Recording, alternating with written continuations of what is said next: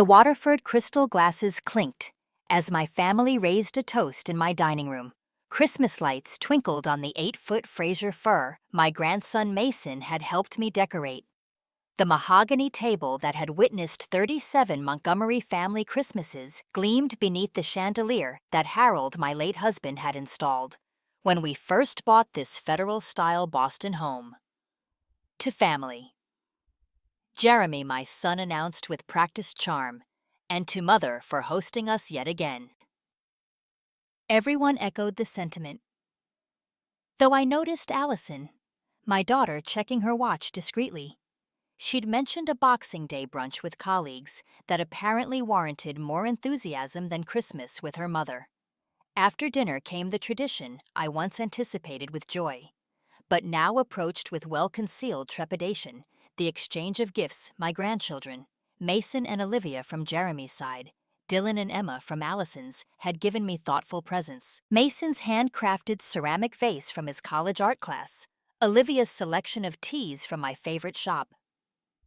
Even young Dylan and Emma had chosen books that aligned with my interests. Then came the larger gift bag, bearing both Jeremy and Allison's names. Inside, beneath layers of tissue paper, I found an elegantly bound brochure for Sunset Haven Estates, Premier Senior Living. The room fell silent as I lifted it out. "It's the best facility in New England," Jeremy said, breaking the tension with a laugh that didn't reach his eyes. "We've already put down a refundable deposit to hold your spot, just planning ahead." "The amenities are amazing," Allison added, "and it's close enough that we can visit regularly." Bradley, Allison's husband, nodded enthusiastically. "The investment opportunity is impressive, too. Once you sell this place," he gestured around my home, "you'll have more than enough to cover the buy-in." Their spouses laughed appreciatively at what was apparently a well-rehearsed joke. Only my older grandchildren seemed uncomfortable, Mason's face flushing red, Emma suddenly fascinated by her fingernails. I smiled, folding my hands in my lap, the same hands that had graded thousands of economics exams during my 30-year professorship, that had nursed Harold through his final illness, that still maintained this 9-room home without assistance. "How thoughtful," I said, sliding the brochure back into its bag. "I have a surprise gift for all of you as well, though it's not quite ready. Let's plan a family dinner for the weekend after New Year's. I promise it will be illuminating." Their momentary discomfort dissolved into relieved chatter. Crisis averted. The old woman hadn't made a scene. The evening continued with dessert and more wine, while I observed my family through new eyes, or perhaps finally without the blinders of maternal optimism. Later, after they'd departed with leftover pie and half-hearted promises to help take down decorations. Sometime, I sat alone in Harold's study. I ran my fingers over the leather-bound volume containing our wills and financial documents, the legacy we'd built over 50 years of marriage, now apparently viewed as an inheritance in waiting rather than the security we'd intended it to be. "You were right, Harold," I whispered to the empty chair where my husband once sat. "Money doesn't just reveal character. Sometimes it destroys it." But what Harold couldn't have anticipated was that his practical, predictable wife had learned a thing or two about strategic thinking. During those decades teaching economic theory, and unlike my children's clumsy attempt at manipulation, my response would be carefully calibrated for maximum impact. To understand the depth of that Christmas evening's betrayal, you need to know what preceded it. I met Harold Montgomery during my second year of graduate school at MIT. He was finishing his MBA, brilliant with numbers and fearless with investments. I was the only woman in my economics doctoral program determined to prove myself in a field dominated by men who viewed female colleagues as anomalies. At best, intrusions, at worst. We recognized in each other the same ambition, the same refusal to accept conventional limitations. When we married in 1971, we wrote our own vows, including promises that raised eyebrows among the traditional wedding guests, pledges to support each other's careers equally, to make major decisions jointly, to view marriage as a partnership of equals rather than a hierarchy. For 43 years, we honored those vows. My academic career flourished alongside Harold's success in investment banking. We raised 2 children we were determined would understand the value of work, the responsibility of privilege, and the importance of compassion. Jeremy and Allison attended excellent schools, had every advantage, but also summer jobs and community service requirements that weren't negotiable. When Harold was diagnosed with pancreatic cancer 8 years ago, we faced it as we had every challenge together, with clear eyes and practical minds. We updated our financial plans, reviewed our estate documents, and had frank discussions about end-of-life care.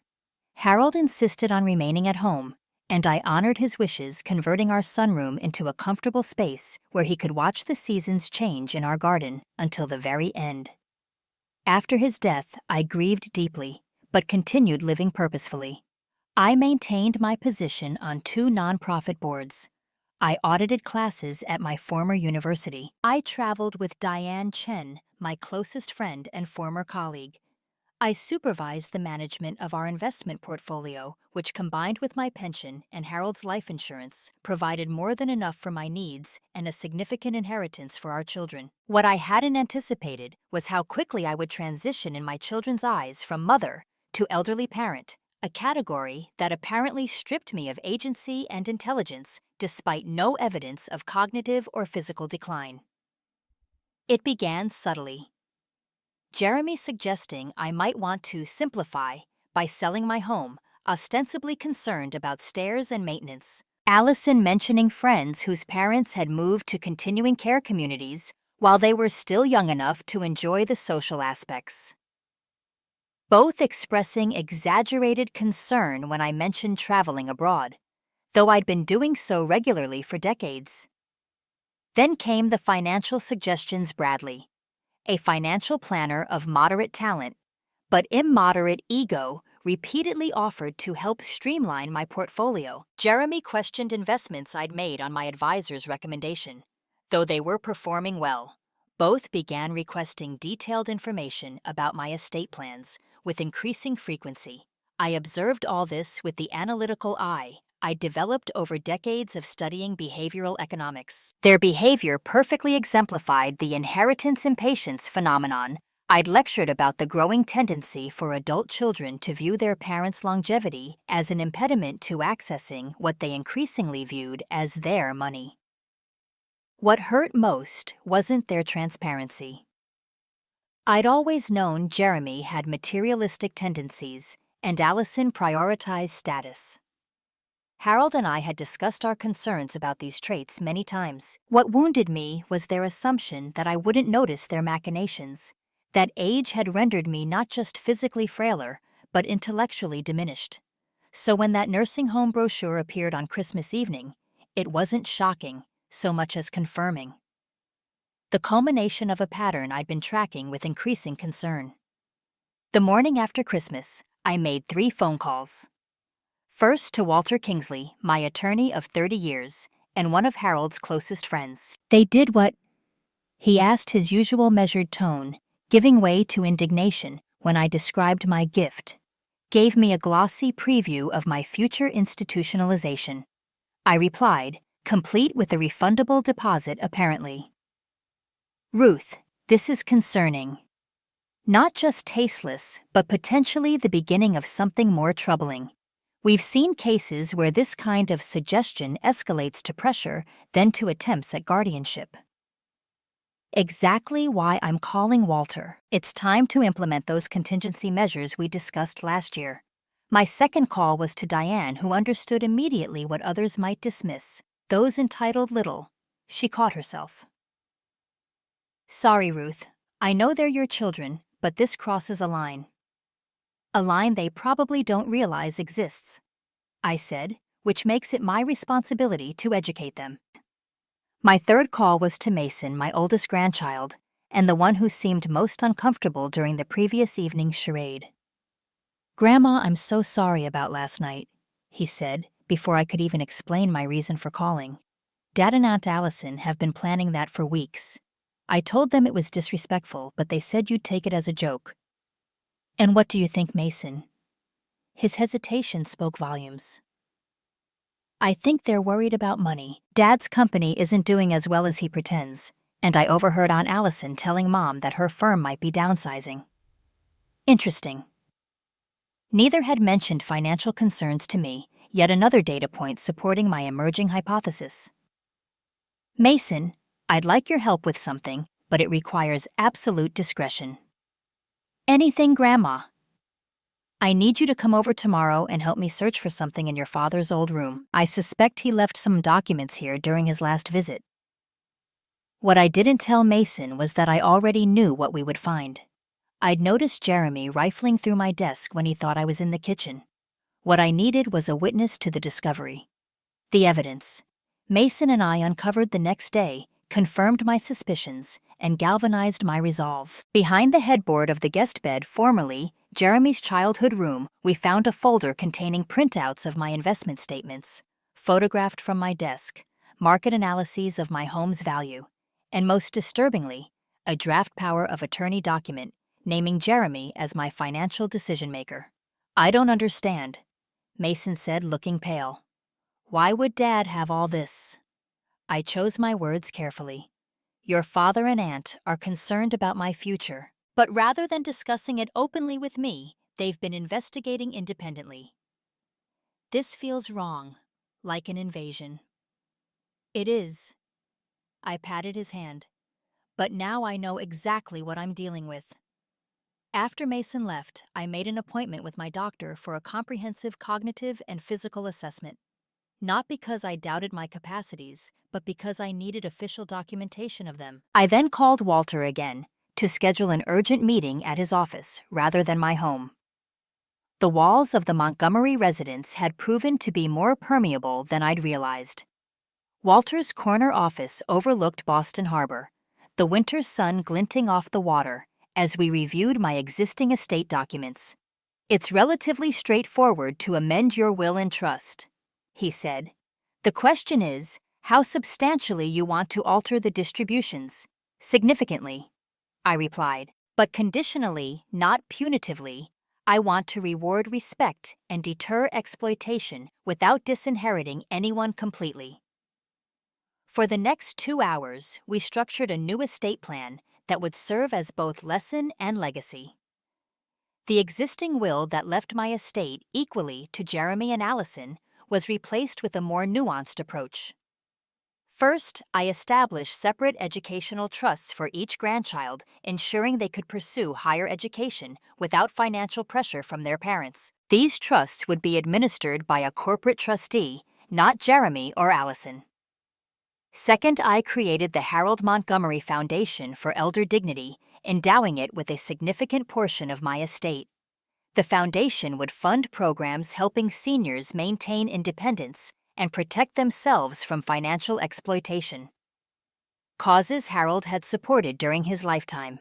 Third, and most crucially, I restructured the inheritances for my children. Rather than outright bequests, their shares would be held in trusts, with disbursements contingent on demonstrated respect for my autonomy. Any attempts to challenge my competency without medical justification, pressure me into unwanted living arrangements, or interfere with my financial independence would reduce or eliminate their inheritances. This is elegant, Walter said, reviewing the final draft. Not vindictive, but protective and principled, Harold would approve. There's one more thing, I added. I'd like to purchase a small condominium in my name alone, not to move into immediately, but as insurance. If Jeremy and Allison escalate their concerns about my living situation, I want an alternative already secured. Walter nodded. Strategic redundancy, always wise. As I left his office, I felt lighter than I had in months. Not because I'd found a way to punish my children, but because I'd reclaimed control of my narrative. Whatever game they thought they were playing, I had just fundamentally changed the rules. The following days brought additional revelations. Through Mason's reluctant but honest disclosures, I learned that Jeremy and Cynthia were facing significant financial pressure. The real estate development company he'd founded was over-leveraged with several projects stalled due to financing issues. Their lavish lifestyle, the vacation home in Nantucket, Olivia's equestrian pursuits, Cynthia's extensive remodeling projects continued unabated despite the mounting debt. Meanwhile, my cautious inquiries through university connections revealed that Allison's law firm was indeed planning major cutbacks. Her position as a mid-level corporate attorney was vulnerable, particularly given her reputation for delegating aggressively while claiming credit liberally, behaviors that might be overlooked during prosperous times but became liabilities during contractions. Their financial anxieties explained the accelerating timeline of their concerns about my living situation. What had begun as occasional suggestions had intensified to outright planning, as evidenced by the Sunset Haven brochure and deposit. I visited the facility myself, curious about what my children had selected for my future. The marketing director was delighted to give me a tour, confirming that Jeremy and Allison had indeed placed a deposit and toured the facility multiple times. They had even specified which floor plan would be suitable for me, the smallest one-bedroom option, despite there being larger units available. "Your children mentioned you might be selling your home in Beacon Hill," the director said pleasantly. "That should provide more than enough equity for our entrance fee." "How thoughtful of them to calculate that," I replied, maintaining my composure, though my hands tightened around my purse. The final piece fell into place when I received a call from my investment advisor questioning whether I had authorized Bradley Reed to receive copies of my financial statements. "Absolutely not," I said firmly. "I thought as much. He claimed to be acting as your financial consultant, but our policy requires written authorization from you directly. Thank you for your diligence. Please note in my file that neither Bradley Reed nor anyone else is authorized to access my information without my explicit written consent confirmed by phone directly with me." By New Year's Eve, I had completed my preparations. The updated estate documents were signed and securely filed. The condominium purchase was in process. My medical evaluations confirmed what I already knew. I was in excellent health both physically and cognitively for a woman of 73. I had even consulted with a geriatric care manager about long-term planning that aligned with my actual wishes, not my children's convenience. For the first time since receiving that insulting Christmas gift, I slept peacefully. The dinner I had planned for January 7th would undoubtedly be uncomfortable, but it would also be clarifying for all of us. I chose my dining room for the gathering, the same setting where their presumption had been so clearly displayed. But unlike Christmas dinner, this meal was catered. I wanted my full attention on the evening's true purpose, rather than on serving and clearing dishes. Walter arrived early, legal documents discreetly tucked into his leather portfolio. "Are you sure about the timing?" he asked. "We could present this information privately to each of them first." "No," I said firmly. "They chose to humiliate me publicly under the guise of family celebration. The correction should be equally public within the family." The children arrived with their usual dynamics on display. Jeremy and Cynthia 15 minutes late with vague apologies. Allison checking emails throughout the appetizer course. Bradley dominating conversation with pronouncements about market trends. Only the grandchildren seemed genuinely engaged, especially Mason, who caught my eye occasionally with a questioning look. After the main course had been cleared, I signaled to the catering staff to serve coffee in the living room and give us privacy. Once everyone was settled, I stood by the fireplace, Walter quietly positioning himself nearby. "Thank you all for coming tonight," I began.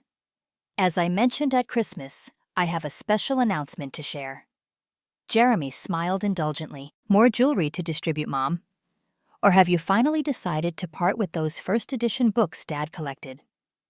"Actually, I've been doing some planning for my future. Since you've expressed such concern about my living arrangements, I thought you should be the first to know about my decisions." I paused, noting how Jeremy and Allison exchanged glances.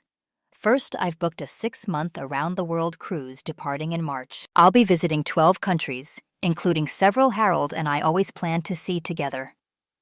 6 months, Allison interjected. "That seems excessive.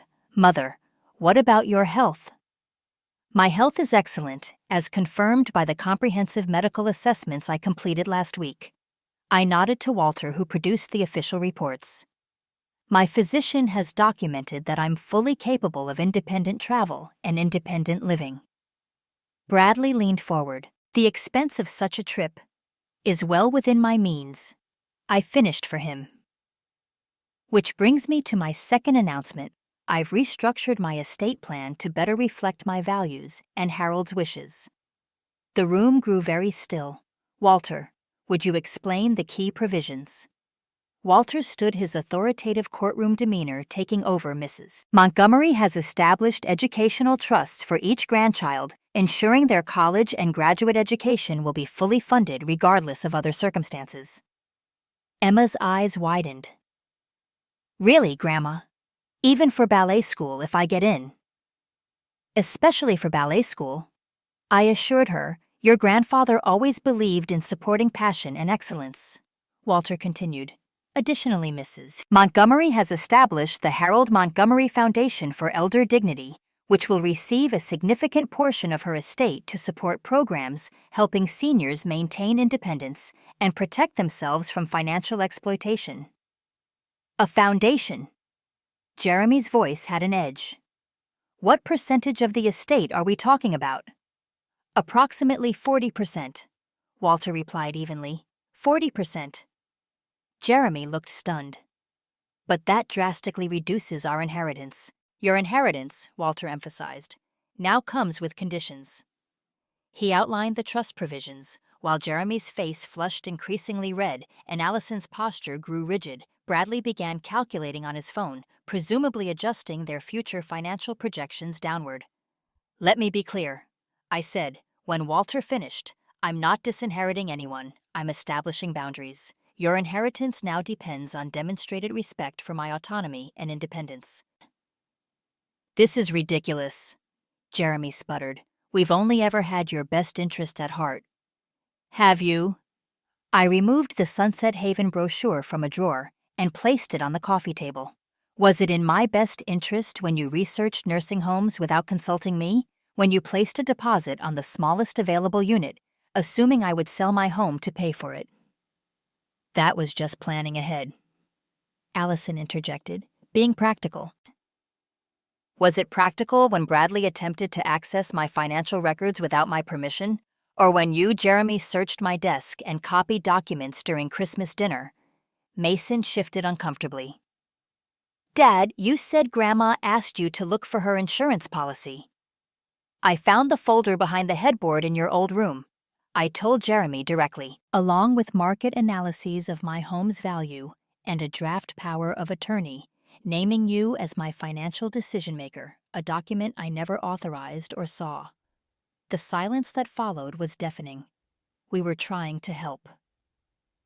Cynthia finally offered weakly. No. I corrected her gently but firmly. You were trying to control. There's a profound difference. I turned to face Jeremy and Allison directly. I understand you're facing financial challenges. Jeremy, your development company is overleveraged. Allison, your position at the firm is vulnerable in the upcoming downsizing. Their shocked expressions confirmed my intelligence was accurate. If you had come to me, honestly expressed your concerns openly, I might have helped Harold, and I always intended our legacy to provide security for our family, but not at the expense of my dignity or autonomy. So this is punishment, Allison said bitterly. This is a boundary, I corrected, and an opportunity. The trust will still provide significant inheritance if you choose to respect my independence, or you can challenge my competency. Pressure me about my home or finances, and watch that inheritance diminish accordingly. I softened my tone. I raised you to be better than this. Your father and I taught you that character matters more than convenience, that honesty prevails over manipulation. Somewhere along the way, you seem to have forgotten those lessons. Jeremy stood abruptly. I don't have to sit here and be accused. No, you don't. I agreed, you can leave, but that won't change the legal reality of the new estate plan. He sat down slowly, calculation replacing anger in his expression. Mason broke the tension. I think what Grandma's saying makes sense. She's not cutting anyone off. She's just asking to be treated with respect. Exactly. Emma chimed in unexpectedly. You guys were really mean with that nursing home thing. Grandma's smarter than all of us put together. Out of the mouths of babes, the remainder of the evening was subdued but not hostile. As they prepared to leave, Allison approached me privately. Was it really that bad? She asked, a rare vulnerability in her expression. The brochure. Imagine if Mason gave you information about adoption services for parents who want to rehome their teenagers because Dylan has become inconvenient. I replied as a joke. Her face paled. I hadn't thought of it that way. That's the problem, Allison. You weren't thinking of me as a person with agency and feelings. I became a problem to solve, an asset to manage. She nodded slowly, the first genuine acknowledgement of the evening. After everyone had gone, Walter helped me pour a nightcap. That went better than expected, he observed. It's only the beginning, I replied. True change takes time, but at least now the terms are clear. What about the cruise? Are you really going? I smiled, feeling lighter than I had in months. Absolutely, Harold and I always planned to see Kyoto during cherry blossom season. Just because he's gone doesn't mean I should abandon our dreams. The year that followed brought changes I couldn't have predicted. That January evening, Jeremy's initial resentment gradually gave way to a more honest relationship. When his development company faced a critical financing shortfall, he approached me transparently, presenting a business plan and requesting a loan rather than assuming access to my resources. I consulted my financial advisor and provided the funding as an investment with reasonable terms, not as a bailout.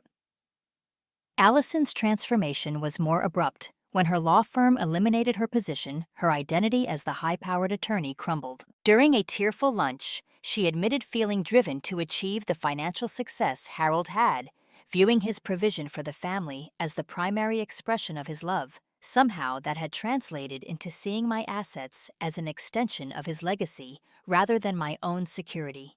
I never really saw you as separate from Dad, she confessed. You were a unit in my mind. After he died, it was like you became the custodian of his success, not its co-creator. Our conversation opened a door to a more authentic relationship. For the first time in decades, Allison asked about my academic career, my experiences as a female economist in the 1970s and 80s, the barriers I'd overcome. She began to see me as an individual with my own history and achievements, not just as mom or Harold's widow. The grandchildren flourished under the security of knowing their education was protected. Mason changed his major from business, chosen to please Jeremy, to environmental science. His true passion. Emma intensified her ballet training, eventually securing a coveted summer program spot. As for me, I did embark on that world cruise. I walked the Great Wall of China, meditated in temples in Kyoto, explored Australian rainforests, and watched the sunrise over Machu Picchu. I sent postcards to my grandchildren from every port, sharing experiences I hoped would inspire their own adventures. When I returned, tanned and rejuvenated, I made another significant decision.